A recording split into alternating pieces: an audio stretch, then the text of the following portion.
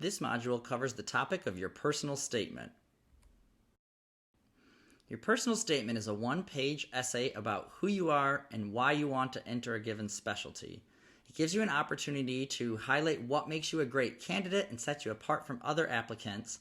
It also allows you to provide some context for some of the things from your CV, to share more about those experiences that really meant a lot to you. And there is also an opportunity to talk about what you're looking for in a program and how the program you're applying to can fit with your long-term goals. So you're going to submit a CV and a personal statement. The CV is a list of all your accomplishments, telling what you've done. The personal statement lets us get to know you a little bit more, who you are, why they should choose you. And that's a really important point with the personal statement, is to think about it as an opportunity to sell yourself to the program. What makes you great? What makes you special? What skills are you bringing to our residency program that make us want to choose you? So it should be one page. Don't go over a page if you can avoid it, because we have to read a lot of them during the application season. You want to format it in plain text. Don't get creative with the personal statement. Just keep it simple. The topics you're going to cover are why you're interested in the specialty, what unique skills and qualities you possess, and why you're choosing this specific program. So the first topic is why you're interested in this specialty. One of the most common mistakes people make when they're writing their personal statement is to spend too much time on this topic. The reason is because for you, it's a very meaningful subject. You've gone through medical school, you're applying to dermatology, you didn't know what you wanted to do, or maybe you had an idea and it solidified, but you're making a major life decision and you were contemplating your options and then figured out dermatology is for me. This is what I want to do.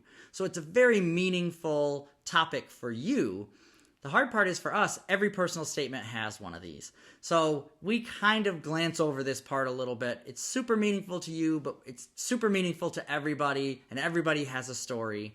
So don't spend too much time on this. A couple of sentences are adequate to get this point across.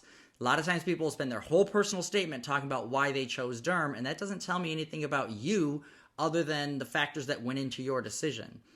So the most common themes that we hear, and like I said, this may be a very meaningful experience to you, and I don't mean to take away from that. It's just to highlight the fact that we hear the same things a lot, are a patient with skin disease that had a big impact on you, a personal or family connection to skin disease, or the fact that you were delighted that dermatology brings together so many aspects of different things you learned in medical school with procedures, medical treatments, histopathology. It brings it all together.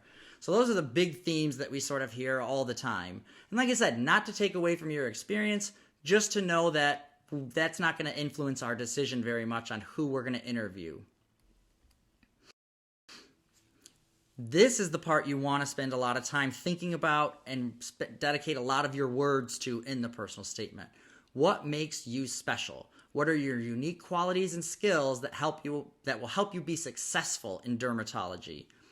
So each paragraph, you're probably going to have the intro paragraph, 3 middle paragraphs, and then a little concluding paragraph. You want to think about each of those middle paragraphs. What is the theme? What is the message that you're conveying? What is the skill set that you want to talk about? Is it your leadership skills? Then what you do is, for each of them, you talk about an experience or experiences, the skills that you gained from that experience or that you were able to showcase to be successful in that experience, and then make sure that those are skills that'll be useful in residency. So if you want to highlight your leadership skills, you might talk about your role leading one of the student organizations at your school. Some of the skills that you got to showcase: organizational skills, time management, conflict resolution, keeping projects on task. And then those translate into skills as a resident. So you think, all right, they're going to want me as a resident because I'm showcasing that I have these skills. So it kind of comes down to a sort of humble brag about the things that you did and the accomplishments that you did to sell yourself to the program. So you might talk about leadership skills, attention to detail, different qualities you have, but you really want to look at what is the theme of this paragraph? What is the message I'm sending them with this paragraph? And then this part is somewhat optional. It's why you're choosing this program. And so the reason it's a little bit optional is because different programs will be different. You can put different personal statements and send them to specific programs. So if there's a program you're really interested in, you rotated with them, or you just know a lot about them from working with a faculty member, you can kind of call out the reasons why you're specifically interested in them. You don't have to do it for every program in the country. So the other things you can do is just kind of highlight what you're looking for, and just make sure that it aligns with the program that you're applying to. You don't want to say, I really want an urban experience if you're sending that to a rural-based program. And like I said, you can have multiple personal statements. Do be honest. You know, if you're looking for a specific experience, don't tell everybody you're just looking for what they want. But that's why this part isn't as essential. It's better to sell yourself, and then it is okay to let us know what you're interested in or what things you'd like to pursue. The other thing, when you're talking about experiences that you've had on your personal statement, think about what you've done to accomplish those things. So if you mention that you have an interest in health disparities, but during medical school you didn't do anything about that, then we're less inclined to think you're going to do anything about it as a resident. So don't list something as a passion of yours unless you've actually done something to work toward that passion.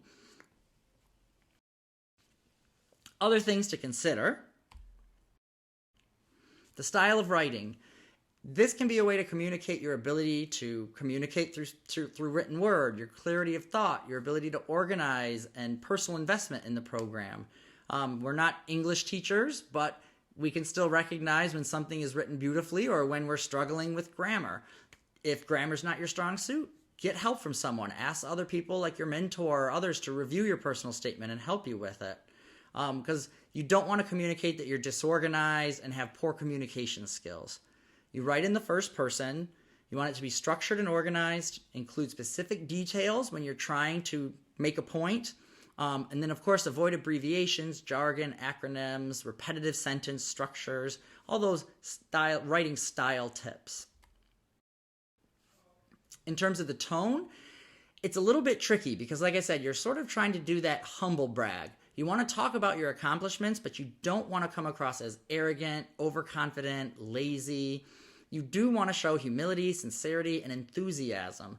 So that's where, again, it can be helpful to have someone review your personal statement with you, because sometimes you write something somewhat one way and don't realize that it sends a different message to someone. So this can come across the way you describe yourself, your patients, your experiences, and the expectations that you have for a program and what you hope to gain from the experience. You don't want to seem too aggressive when you're saying what you're looking to get out of a program. You want to make it seem more like you're excited for the opportunities that they present versus making a list of demands that they should adhere to. Next, we have a little sample personal statement. So this is an example that's available through the UCSF website if you want to review it in more detail. I'll just run through it quickly to get across some of those points. So as we said, there's an opening paragraph here where Fred, as the example person, is going to kind of outline what he's going to go over. If you think back to when you're writing a paper for English class in high school, you've got your introductory paragraph and you end it with talking about the things that you're going to talk about in each paragraph. And then he moves on to his first paragraph, and the theme is his research experience. His second paragraph has a clinical experience theme, so he's doing things that stick with those themes. And I know I'm running through these quickly, but if you want to read it in full detail, just pause the video and read it. I won't read everything, not to bore you. So again, here's that clinical experience paragraph where he's highlighting the things that he did, the skills that he obtained and utilized to be successful in his clinical endeavors. And then a service paragraph where he talks about meaningful experiences he's had and again showcases those skills that he's trying to highlight as the themes for these paragraphs. And then he has a little closing paragraph, kind of brings everything together, talks about what he's looking for in a program or hoping to get out of his training or his education. So as I mentioned, that intro paragraph may be the only place that you mention your reason for going into the specialty of dermatology. Keep that brief. Don't spend a lot of time on that because you want to get into the things that are actually going to help you to be a more attractive applicant for the program. As always, we are very excited to update these modules, make improvements, and make them more useful and meaningful. So please scan this QR code and follow the link, which will allow you to provide us some feedback on how we're doing and what we could do better.